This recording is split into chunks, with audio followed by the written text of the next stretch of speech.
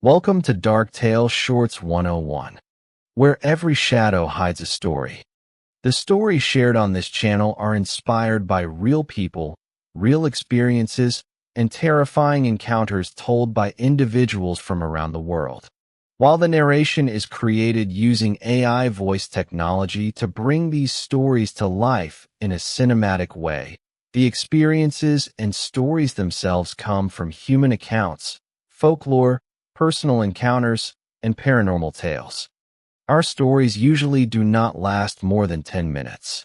We believe that anything beyond that often stops feeling like a real personal experience and starts becoming more like a novel.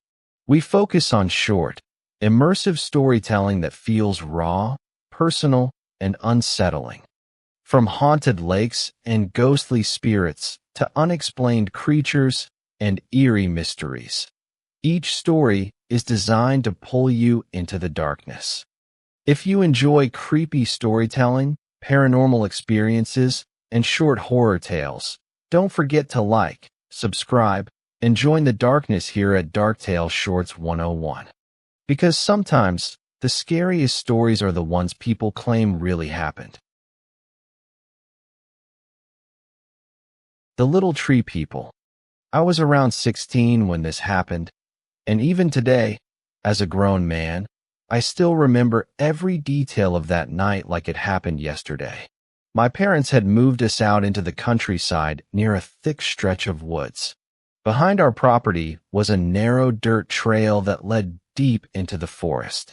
Most people avoided that area after dark because the older folks in our community always warned us that strange things lived in the woods.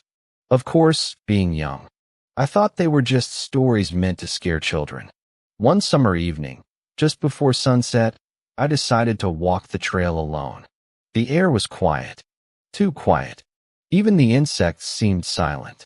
I remember hearing only the sound of my own footsteps crushing the dead leaves beneath me as I walked deeper into the woods. About 20 minutes in, I noticed something strange near the roots of a fallen tree. At first, I thought they were squirrels.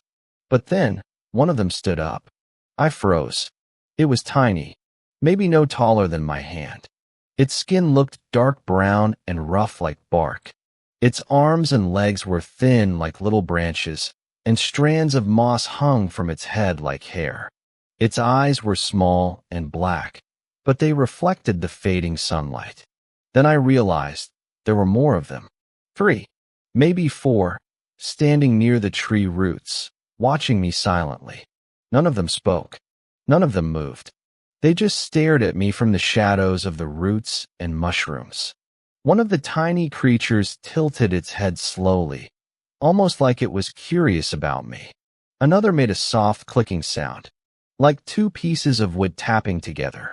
At that moment, I felt this heavy pressure in my chest. Not fear exactly, but the feeling that I was standing somewhere I was never supposed to be. One of the little tree people suddenly stepped closer and slowly pointed deeper into the woods behind them. That was when I heard it. Crack. Not a small branch snapping, but something large moving between the trees farther ahead.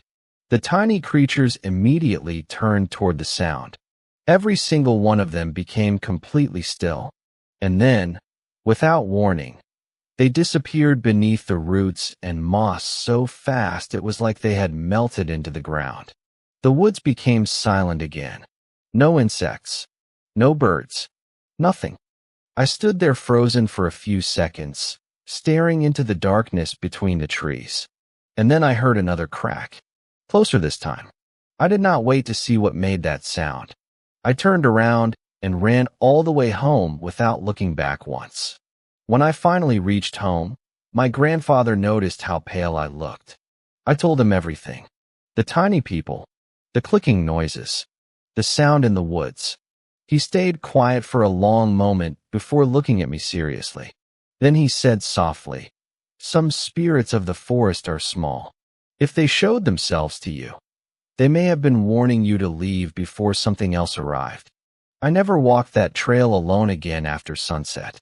And even now, years later, whenever I drive past those woods, I still catch myself looking at the roots of old trees, wondering if something small is staring back at me from the darkness. Thank you all for taking the time to listen and be part of this journey. Your support truly means a lot. If you would like to hear more stories, please visit the channel and explore the collection of experiences and encounters waiting to be told.